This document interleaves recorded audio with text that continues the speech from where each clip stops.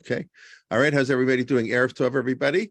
A pleasure to see everybody. It's a pleasure to welcome Dr. Tammy Jacobowitz, who is in Camp Stone, as you can possibly see. That's where she is teaching from. And she is the chair of the Tanakh department. We're talking about at SAR High School in Riverdale, the founding director of, what's it called? Makom B'Siach, and what's the first name? I can't see that here. No, that's right. Makom B'Siach, you got it. Makom B'Siach, okay.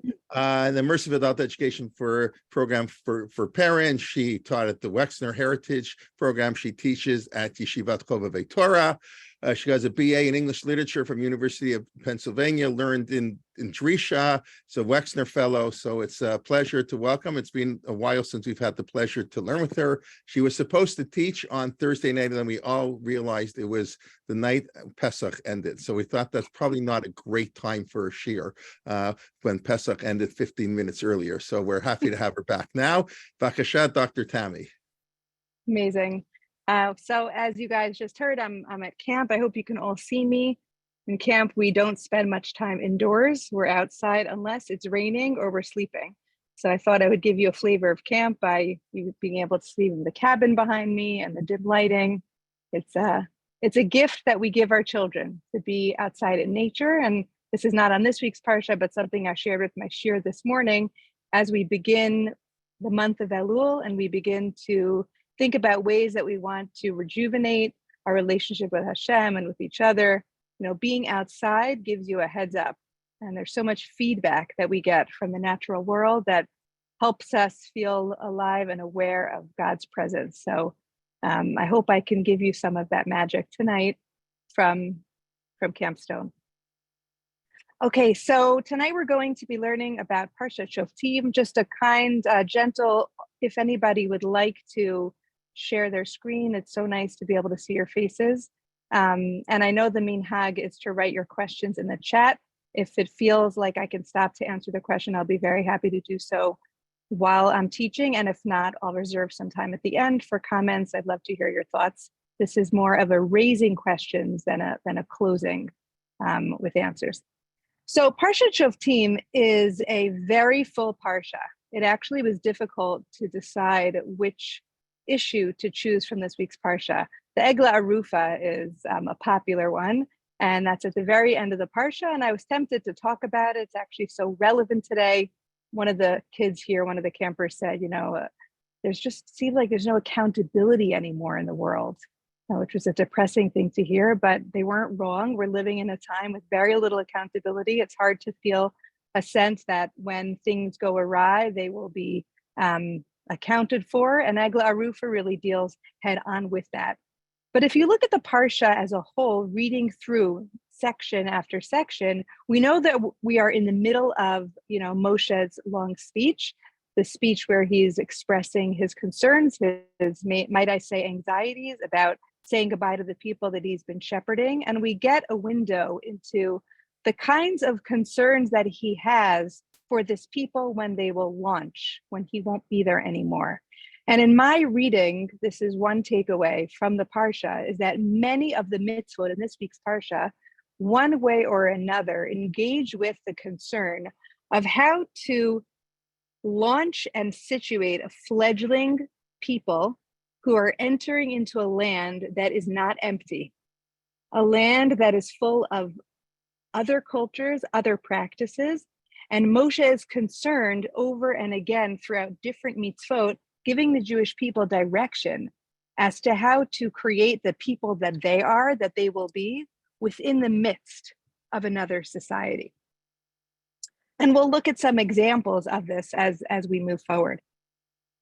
I was just mentioning to Jay before the class began that I went on a trip this summer, a few weeks before I came to camp, to Mexico City. I'd never been to Mexico. I went with my husband, who is a professor of Sephardic studies, so I had an in. I definitely recommend, if you're going to go to Mexico, go with a native speaker. There was not a lot of English around. But being in Mexico, or really, I think for a lot of us, when we travel outside the country, we're able to see things about ourselves and about the way that we live that we don't normally pay attention to because we're so enmeshed.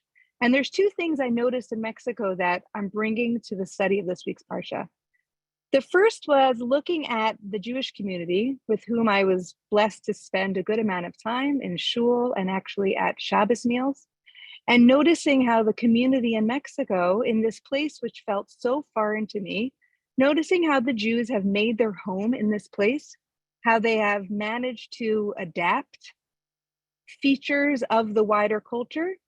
Silly example, but for those of us who like to shop, I went into the Jewish store, the kosher store, and I noticed there were so many kosher versions of the street food that I had been seeing and smelling all throughout Mexico City.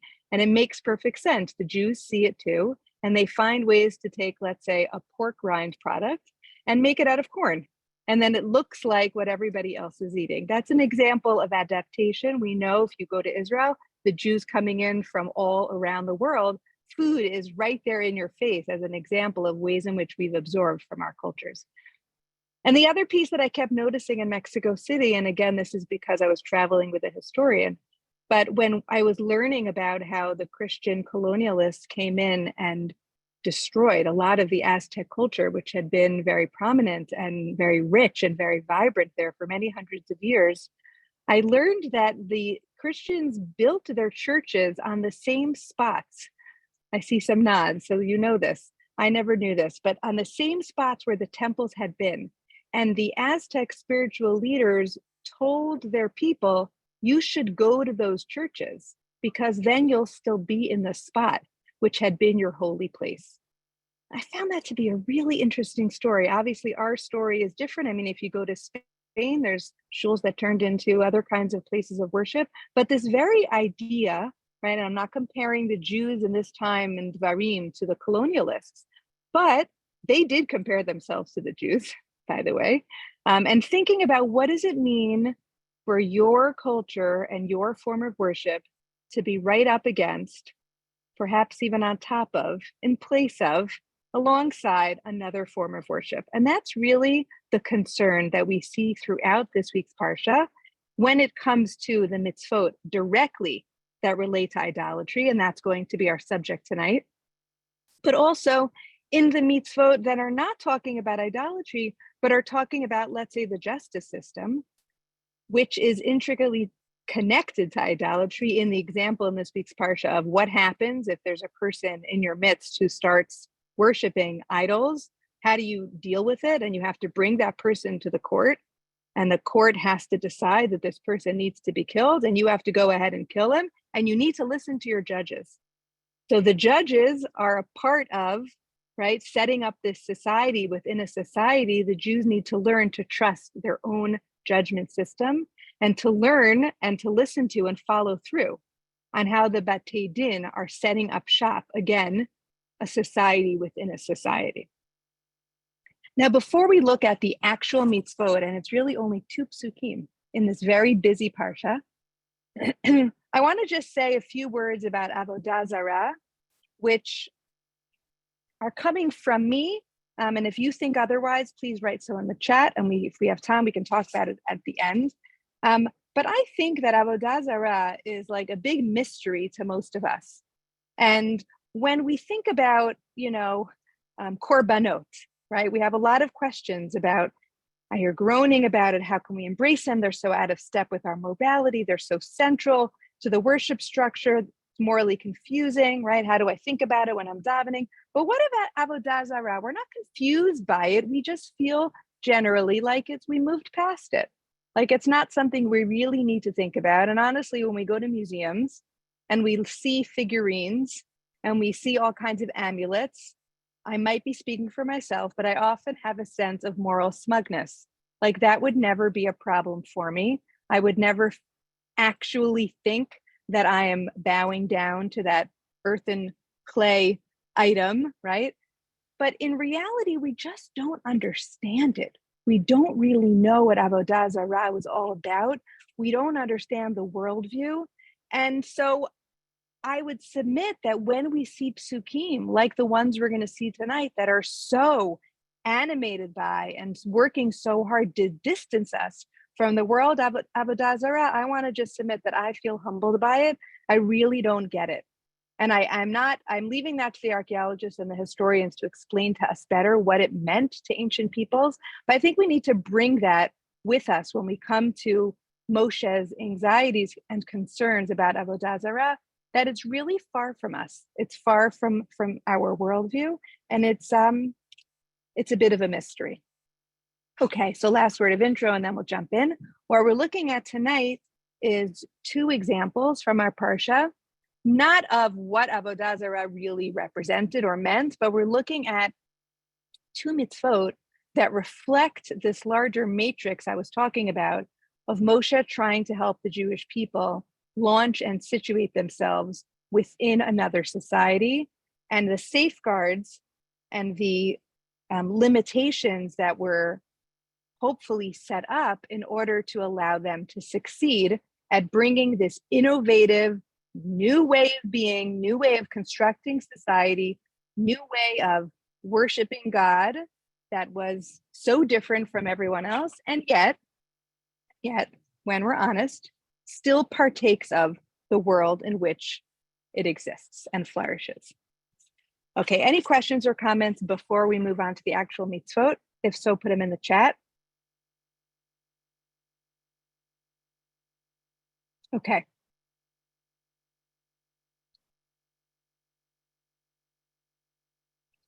Let me see if I can put this into present mode. No, I think we're stuck with this. Can everybody see?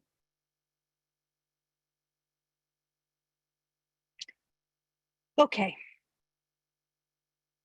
So these are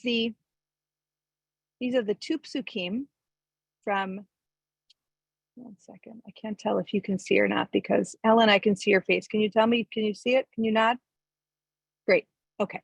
So the two mitzvot that I want to talk about with you tonight are the two mitzvot that show up very early on in the Parsha, right after the famous beginning of Shoftim v'Shotrim, and right after the famous pasuk of Tzedek, Tzedek, Tirdof. Parsha begins by talking about the justice system, which we mentioned, and setting up the expectation that part of what you will do is not just set up judges, but set up judges who won't accept bribes, and setting up judges who will enable you, L'man tichyeh v'yarashta et haaretz. So again, the justice system is central to the success of the Jewish people in the land of Israel. And then come these two psukim that I want to suggest are rather strange.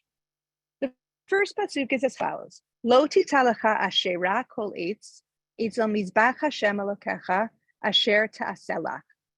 The translation here, which is not what every translation says, this one says, you shall not set up a sacred post, any kind of pole beside the altar of your God.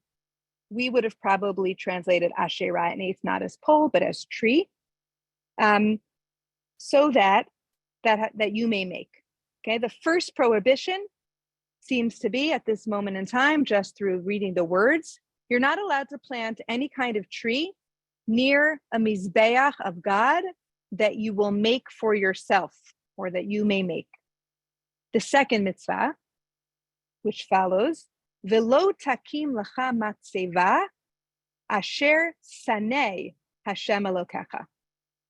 You also may not, in addition to planting a tree next to a mizbeach, you cannot set up a stone pillar. And here we're told why. In the first one, we're not. Because God hates that matzeva. Okay? So two mitzvot. One has a reason-ish, as the kids say. The first one does not have a reason. They come in quick succession. And they're followed by a third mitzvah, which is not exactly the same, but is sometimes grouped together by the Parshanim. So let's read it. Lo tizbach l'Hashem Elokecha shor vaseh, asher yebo mum kol davara, ki toavat Hashem Elokecha hu. You cannot sacrifice any kind of animal that has a mum, because that is a toeva, that is abhorrent to God.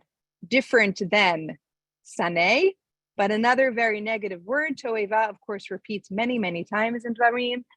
and in this parsha as well. So these two mitzvot, these two prohibitions, there's lots to ask about them. The first question would have to do with the context. And if you have a Tanakh and you open up, you see that right immediately following these three psukim is that other mitzvah that I spoke about earlier of what happens if there is an individual in your community who starts to follow idolatry. How do you take care of that person? That word to'eva is going to show up in that section as well. And following that is another matter related to judgment. So the first question is about the placement. What are these doing here? Might have made more sense to have had a continuous section that has to do with justice, and lots of Parshanim have suggested other places where these mitzvot would have fit much better. So that's question number one. Question number two, of course, is what's the concern? What's the concern? Lo titalacha asherah kol eitz. Now the word asherah means two different things in the Tanakh. It, of course, at some point refers to the Asherah, the goddess, or the trees that were associated with that particular form of worship, but not exclusively. And an Asherah is also a type of tree.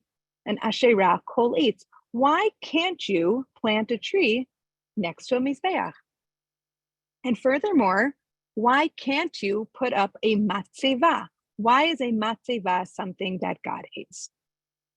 So in the first part of this year, in our exploration here, we're going to be looking at a series of Parshanim who, as I wrote here, defining the contours of the prohibitions. They're taking the mitzvah at face value and giving us, I think, an understanding of what is behind it, but keeping it in a very local, literal sense. You'll see what I mean when we get to the second part, which is going to take us in a different direction. The first source that we have here is Ramban. Ramban says as follows. You have the English there if you want to follow along. I'm going to read at first in the Hebrew. First thing the Ramban says is, Lo titalacha asherah, kol ilan hanatua al pitchei beit Elokim, yikarei asherah. So we said that already, but now he is saying it more clearly. We're talking about any tree, but a tree that's planted at the entrance of a house of God gets the name Asherah. Now, why would a tree be planted at the entrance of a house of God?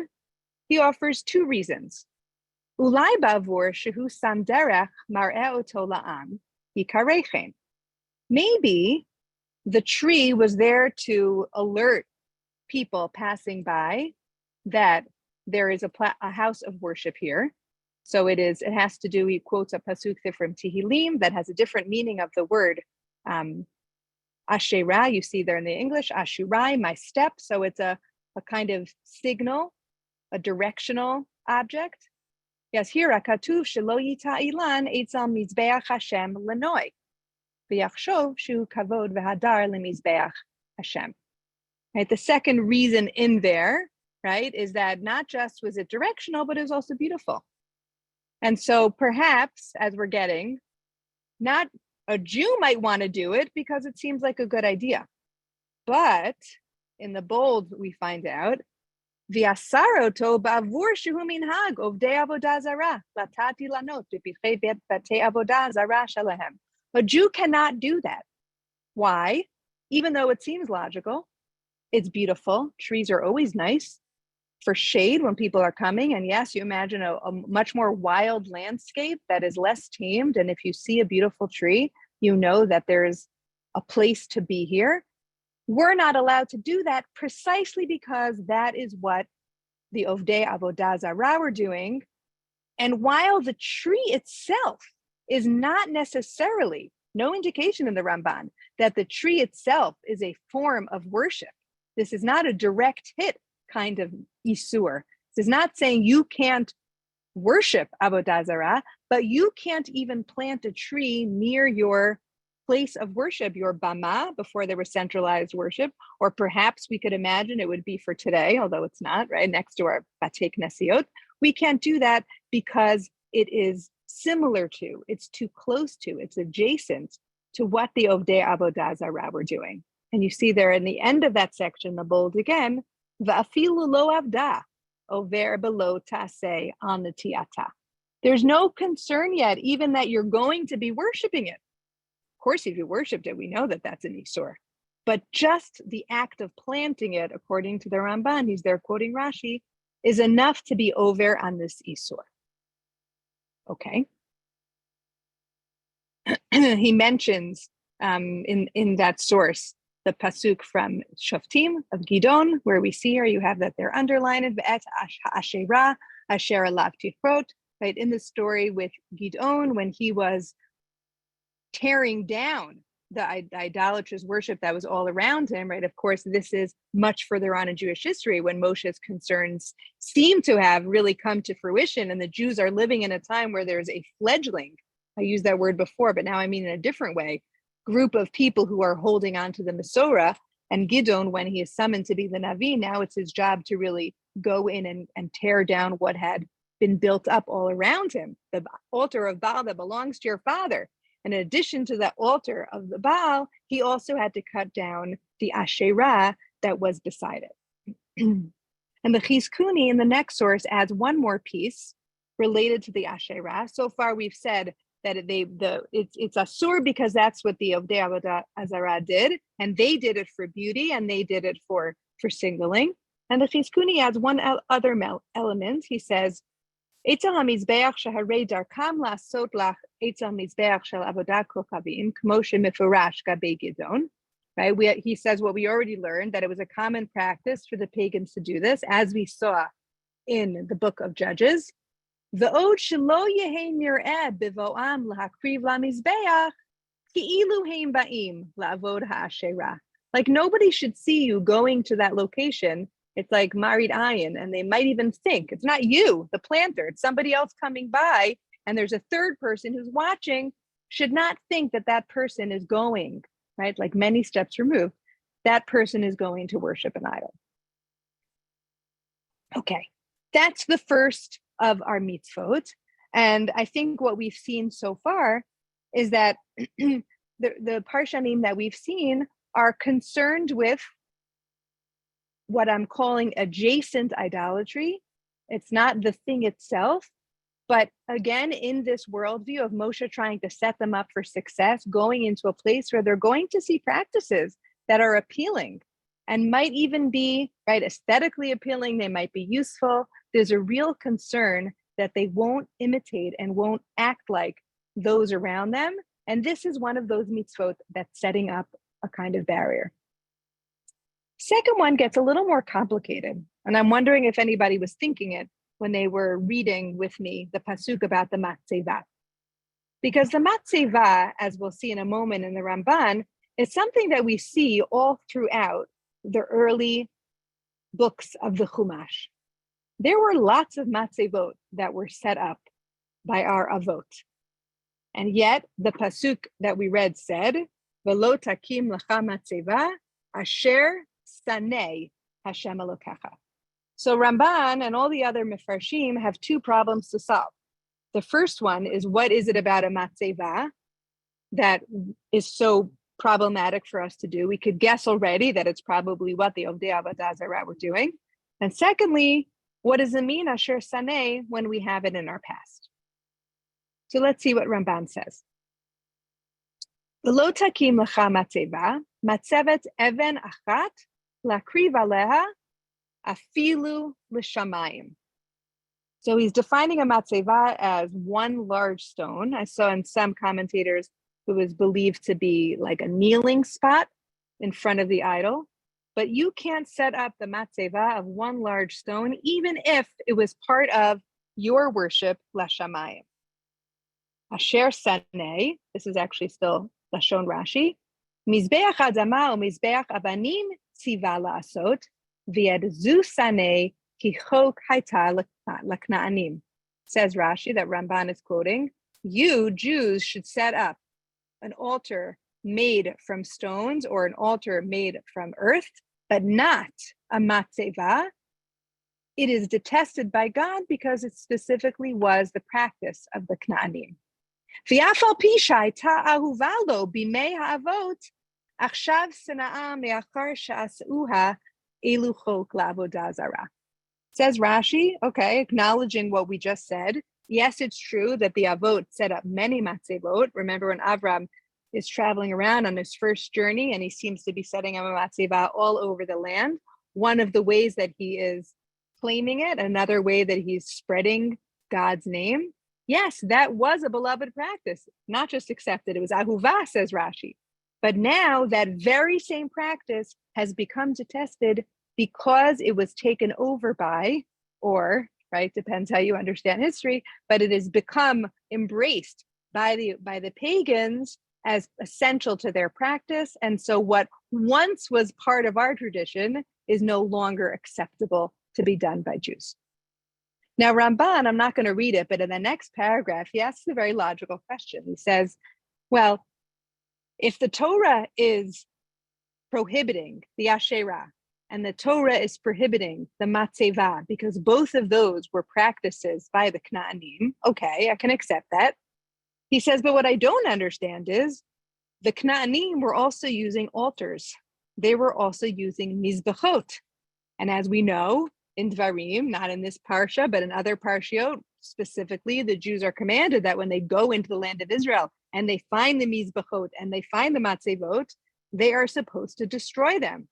So why would it be that the Torah does not prohibit a use of a mizbeach, right? And you see here again the dilemma or the tension that I put out in the beginning of setting up a new way of life, a new society, a new form of worship, not just within another society that has compelling practices all around it, but within a society and a form of worship that is not entirely different from what is around them.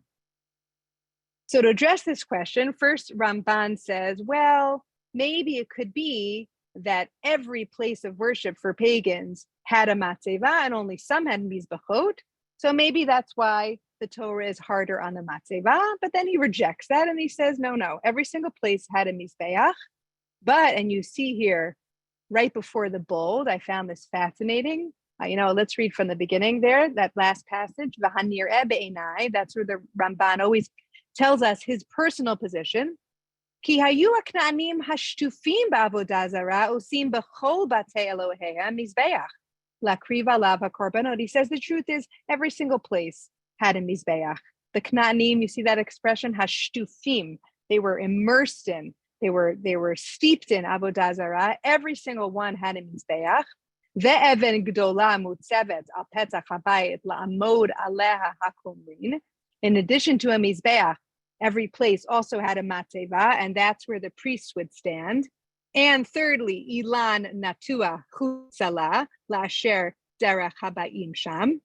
Right, so the two elements that we know of from our sukkim, and the third, which he has now raised. V'gam hayom hanotzrim osim kain. You see that slip in Ramban here, who's living in Christian Spain. He slips in that he knows, he's seen this practice. I am not sure which one of the three he's referring to. I assume it's the Ilan, that this was also practiced by his fellow Christians, which is why he understands what he's reading in the Parsha. He's filtering it through the experience of his surrounding practices. So why Aser 2 and not the other? Here's the bold.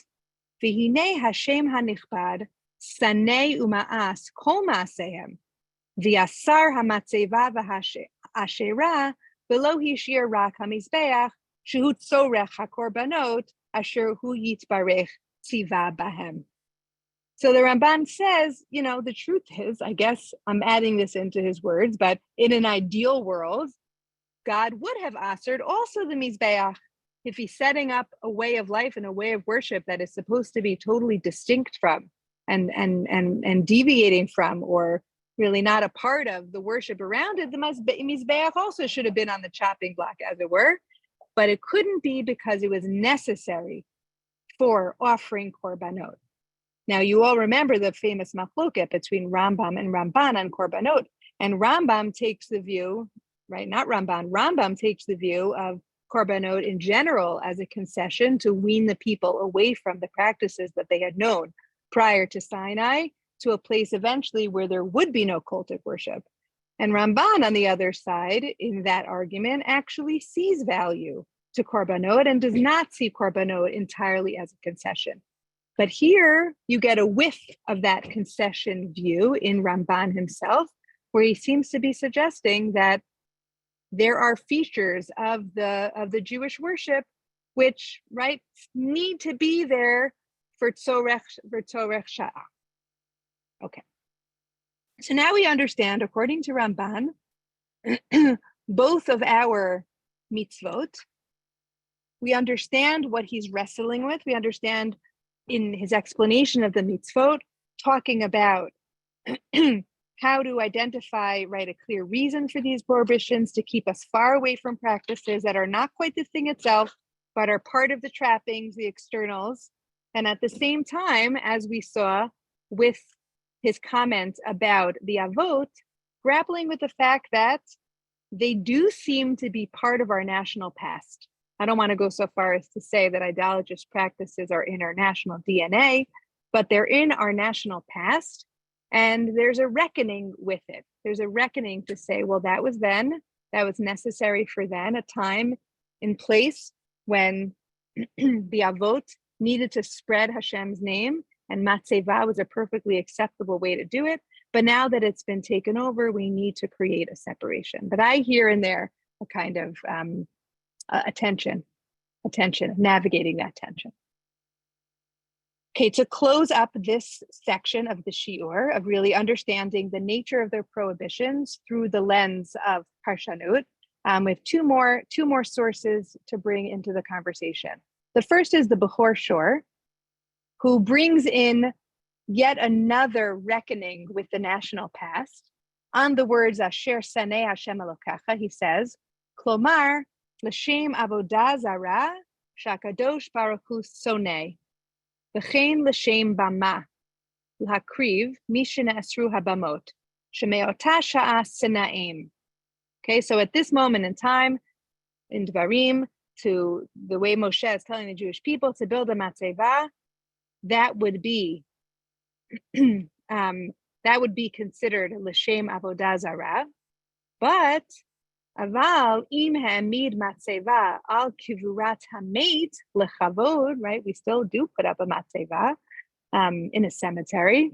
And he says here, not in terms of the contemporary practice, but in terms of biblical practice, kamo sha'asa Yaakov l'Rachel, ulahazkir shmo kamo sha'asa Avshalom, sheha'amid matzeva b'chayav, v'kara la yad Avshalom, u'lezichron dvarim, kamo sha'asu b'nei Gad u'bnei Reuven al ha'Yarden, mutar.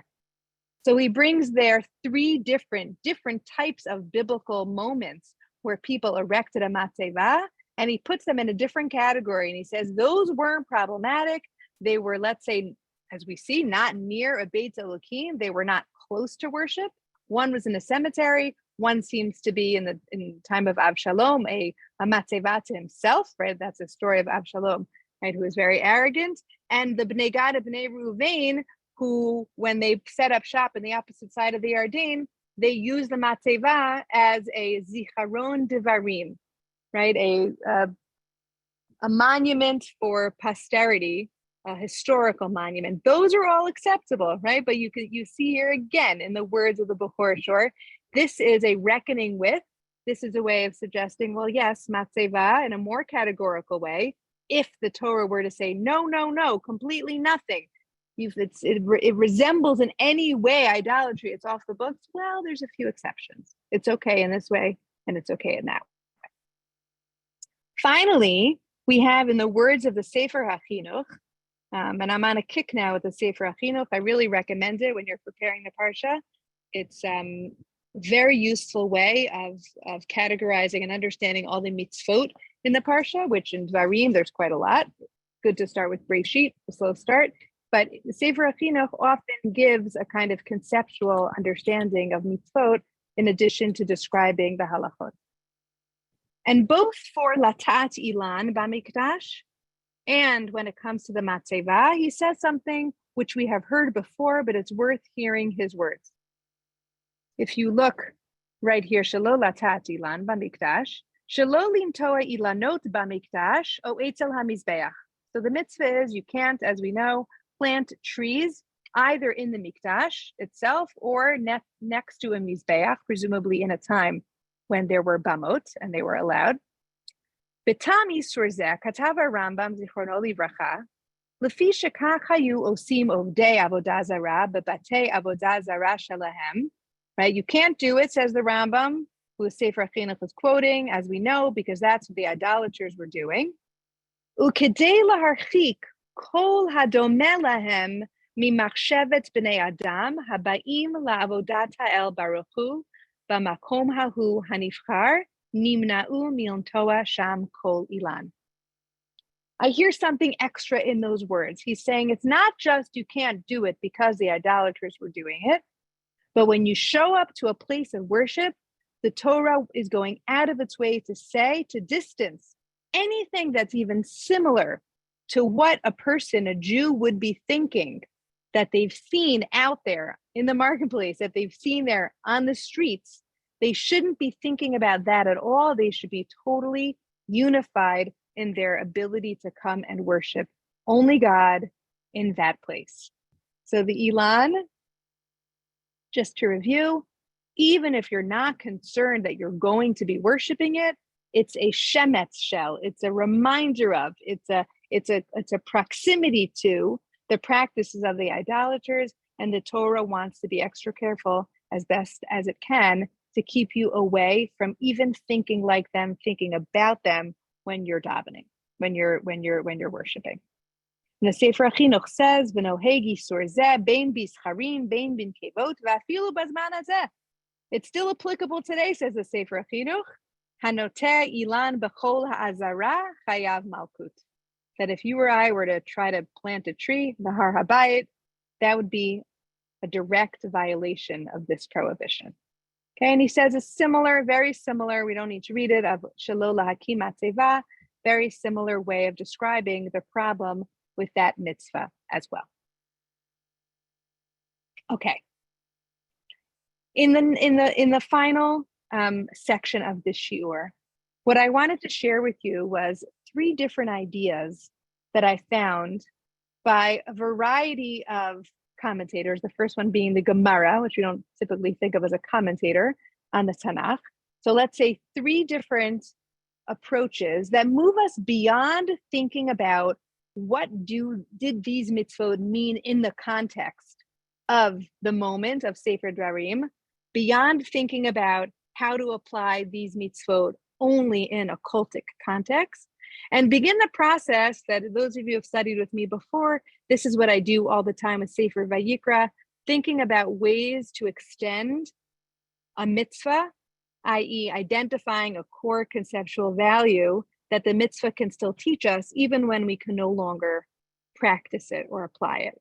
I see the same impulse at play here in the last 3 sources that I want to share with you that are still talking about our 2 mitzvot, but are really moving beyond thinking about what was the problem for the Jews at that moment in planting an ilan or putting up a matzeva next to their mizbeach.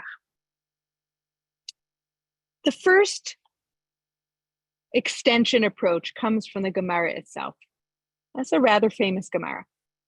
And the Gemara here, as we'll see in a moment, the way that it creates this extension is by thinking again about the smichut, about the series of psukim backed up against each other, which we noticed right at the beginning, which is always a good way of finding meaning from psukim. What can I learn from context? So says the Gemara, Amar Reish Lakish, Kol ha'ma'amid dayan al hatzibur she'eno hagun, ki'ilu notea ashera beYisrael. Shne'amar, Shoftim v'shotrim titain lecha, v'samich le lo titan lecha ashera kolitz. Okay? Very modest comment, bare bones, we have to flesh it out. Reish Lakish says, anybody, and I would assume here, we're not talking about an individual per se, but any group of people who put into power a judge who is not hagun, is not fit, presumably not wise enough, not ethical enough, not capable of taking on the responsibility of being a dayan within the Jewish community. If you do that, It is as if you planted an Asherah next to a Mizbeach. Why is that? Of course, because they're right next to each other. Now, what's interesting about this comment, and maybe I'll read Rav Ashi first and then tell you how I'm understanding it. Rav Ashi deepens it a little bit further and says, "Ubemakom sheyesh tamidei chachamim ki'ilu nitao etzel mizbeach shneamar etzel mizbeach Hashem mizbeach Hashem elokecha." I misspoke before when I added mizbeach into the first comment. Rav Ashi says, well, those extra words, etzel mizbeach, that's in a situation where you're appointing an unfit judge in a community where there's wonderful Torah learning going on, where there are Talmidei Chachamim. And if you position a judge who is not fit into that community, it's even worse than the first scenario. And that's why it says, Eitzel Mizbeach, Eitzel Mizbach Hashem Elokecha. Now, what's going on in this source? What I think that the Gemara is doing is shifting our gaze away from the strictly cultic context. The idolatry reference, the Asherah, is taken for granted, and the chidush is that a person who is put as a judge who is not fit, the effect, the pernicious effect that has on the community is just like that adjacent Asherah of idolatry. Meaning, we might think that being a judge is totally about ethics and is not about theology. And the Gemara here is saying that it's both the same source. You're doing God's work when you're a judge. You're worshiping God when you're worshiping. And so if you put an unfit judge, and especially with Rav Ashi's comment, into a community where there's Torah going on, people generally respect judges. They assume they're doing the right thing. They assume that they are capable of the position in which they are placed. And the kind of negative effect that an unfit judge can have, not just on the immediate rulings and on the parties that are implicated by their judgments, but on the larger community, it's a very large and negative ripple effect. And the Torah is saying here, the Gemara rather is saying, you have to be so careful when you're appointing judges. And of course, if you are the judge, but the people who are appointing them have to be so careful because everybody is at risk. Everybody's at risk. Just like we saw in the early sources, if you plant that tree, other people are at risk, the ones who see the people going in. So that's the first approach here that you could argue with me. I might even argue with myself. It's a little different from the other two that come, but it begins to give us a way of looking at this mitzvah that it is not limited to, as I said, the cultic context, but is thinking a little bit more widely into the ethical. The second approach is by the Seforno. And I included here the entire section in Hebrew and in English. Yes, I did. But I'm not going to read the whole thing. I'm only going to read the first part. You have it if you want to read the rest later. It gets a little funky. But the Seforno begins by linking our two mitzvot, the Asherah and the Matzeva, with the third, which we saw at the beginning of the shiur, the third about the mum. And he draws a conclusion about the proximity of these three together. And he offers an interpretation, which again moves us out of the cultic into the ethical. Says the Sforno, Hevi shlosha domim me'inyan dvarim, shehem na'im kefi hachush, v'nimasim mipnei mumam haruchani. The Torah brings three things together whose common denominator is that they appeal to the senses, they are desirable, but at the same time are all spiritually negative or harmful. Nimasim, right? Like saneh Hashem Elokecha. The first one is the Asherah. Shehi lenoi hechalot. Similar to what we saw in Ramban. The Asherah is beautiful. It beautifies buildings, and one could understand why they would want that. One could imagine why you would be sympathetic to a person who would want to build one. Umikol makom inimeset lakodesh mipnei shahayta tachsis laavodat gilulim. Right, the Asherah, which is beautiful, it's desirable, it appeals to your senses, is nevertheless ne'asar. It's prohibited and it is disgusting to God because, as he says, it's a conduit leading to idolatrous practices, which is stronger than what we saw earlier. We didn't see the other Mefarshim making that claim that this could directly lead to idolatrous practices, right? Thinking back where I began of the Aztec worshipers who were advised by their priests to go and pray in the Christian churches, they did eventually all become Christian. What they believe in their hearts, are there secret Maranos of that variety in Mexico? I don't know. But here the Seforno says the concern is that it would become a conduit lavodat kedulim. Okay, so what's the lesson? V'chein nakdim ha'adafat hatzedek haruchani l'shleimut guf hadayan shehu hushi v'gishmi. He creates a different vector from the juxtaposition of the Asherah to the Dayanim. And he says we have to learn from the Asherah that the same thing is true with judges. Don't be attracted, don't defer to what you see on the externals of a judge. Of course, we all are. We're all biased. I'm a short person. I know that tall people project more power. We are attracted to externals, but says the Torah, you're looking in the wrong place. When it comes to Dayanim, where you need to be looking is their spiritual qualities. And we learn that from the juxtaposition. And as you'll see if you read the whole thing, he argues that each of them, the Matzeva and the Mum, teach the same lesson. So just to recap, before we look at the last source, the Sforno, like the Gemara, is moving away from an understanding of this mitzvah, which would only be applicable in a time when a person or a community would be tempted to plant an Asherah. This is something which the quote-unquote take-home message is useful even today in the appointing of judges and, of course, in the appointing of leadership within our community.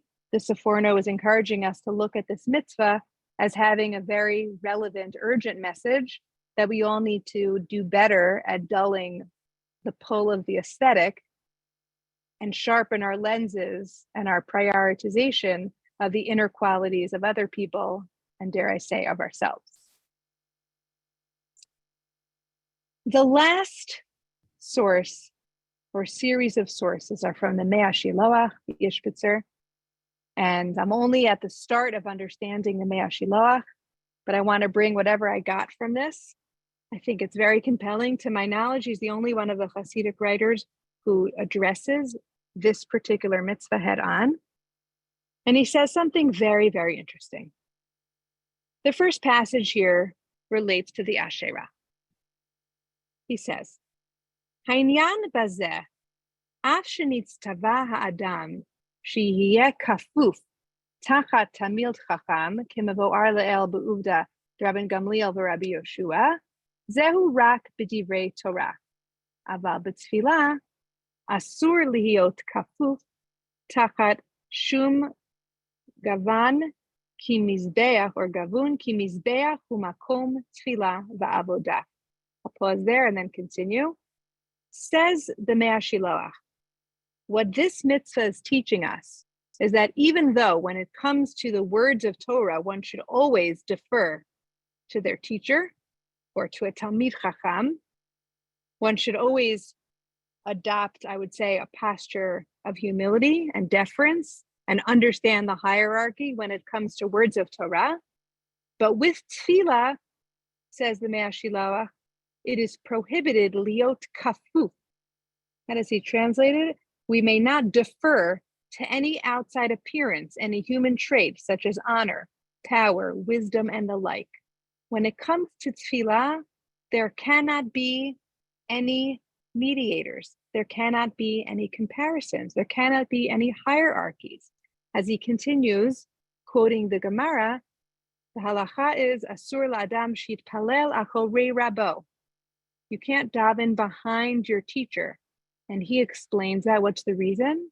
Because you can't have your teacher in your way. When you come to tefillah, there can't be any comparisons. There can't be any hierarchies. You cannot rely on anyone else. You cannot see yourself through anyone else. Ki b'tefillah tzarich lahavin, ki hu mitpalel laHashem yitbarach, makor hayeshua, sheyachol lahashio Hoshia oto b'li gvul u'meitzar.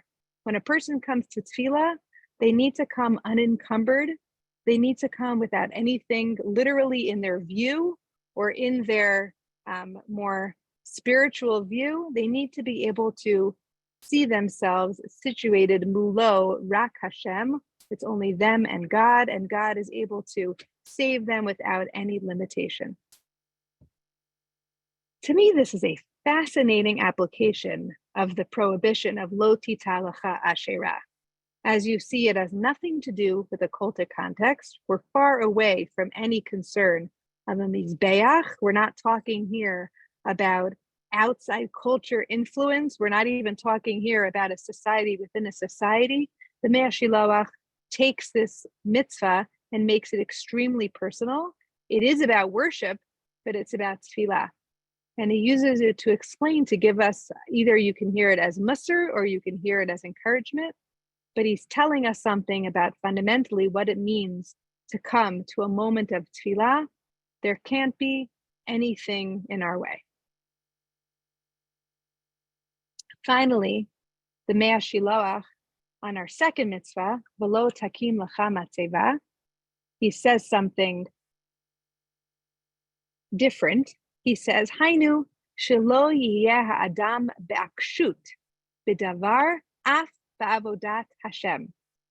The mitzvah of lo takim lecha matzeva, says the Mea Shiloach, teaches us that a person should not be stubborn with anything, even in avodat Hashem. I've never heard of stubbornness coming with avodat Hashem. This is a new one for me, but he says, you might think that stubbornness could be okay when it comes to avodat Hashem, but even there it doesn't belong. And he continues and says, V'zeh perush Rashi, af shechaviva haita b'mei avot, ki avot hayu tikifin, v'hayu mosrin nasham af al davar katan, ki az lo haya nikar malchut Hashem yitbarach ba'olam, lefichach haya tzorech hasha'ah lazeh. Okay, quoting Rashi, which we referred to at the beginning, Rashi, who pointed out that the avot had erected matzevot, remember, and Rashi there had said, right, because then it was ahuva, but then once the Canaanim took it over, it became snuah. The Mea Shiloach says something different about that. He uses the matzeva, this monument, in a symbolic way. It represents, right, a stubbornness, a hard, solid rock that you're willing to lay it down wherever you are. Abraham slapping down this matzivo wherever he was. He says, well, yeah, because the avot, they were tikifin, right? They had tikifut. They were incredibly strong, and they were willing to be mosar nefesh, even on small things. Because at that moment in time, right, think about Abraham and when he lived and how he was spreading the idea of God before anybody knew it. So he had to be mosar nefesh up and down. But today, avalata, ein limsor nefesh rak al shlosha dvarim hayiduim. We should not be willing to lay down our life. That's what he means by mosar nefesh, literally our nefesh, except for the big three, which we know about: idolatry, avodah zarah, and adultery. If you are, God forbid, told that you must do those averot or you'll be killed, you have to die, but nothing else, says the Mea Shiloach. That quality of stubbornness, of tikifut, that should be relaxed for worshipers. That level is no longer necessary in our time. That belongs to a different time. I'm sure there's a lot more to mine from that aspect of what he's saying about Avodat Hashem, but thankfully he leaves us also with an ethical. In the final line, he says, V'gam romez shelo yiyeh ha'adam ba'akshut neged chavero, shelo yomar lo sheyakabel da'ato, af sheyidmeh lo shehatzedek imo. Right? This also hints that one should not be stubborn regarding his peers, so as not to tell him that he must accept his opinion, even if it seems that he is right. So he goes beyond Avodat Hashem and says that we can also learn about this stubbornness when it comes to our dealings with other people. Even if you know you're right, you got to let it go. Stopping the share. Now I can see your faces again. So here what we see in our exploration of these two mitzvot, I hope we see that they're just a glimmer of what's in this parsha of, again, Moshe's persistent navigating of what it means to set up a people within a culture of compelling practices that they might want to draw from. And they might, and they did. If you read the rest of the Torah, you know, they drew from them. They absorbed them. It was an upward battle throughout the Tanakh to wean the people from idolatrous practices. So Moshe was 100% right that this was going to be such a difficult tension. We are lucky to live today in a time where we can be more open and tolerant, and we can learn from the people around us and not be so afraid that it's going to taint our Misorah, it's going to taint who we are and what we believe in. And we are also the recipients of an approach which can take these mitzvot that are speaking to another time, and we can use them to enhance our own avodat Hashem through tefillah and through our dealings with other people. And I would love to know what everybody thinks, but it's on Zoom. So if you let me see if what's in the chat. Oh, thank you, Debbie. I will check that out.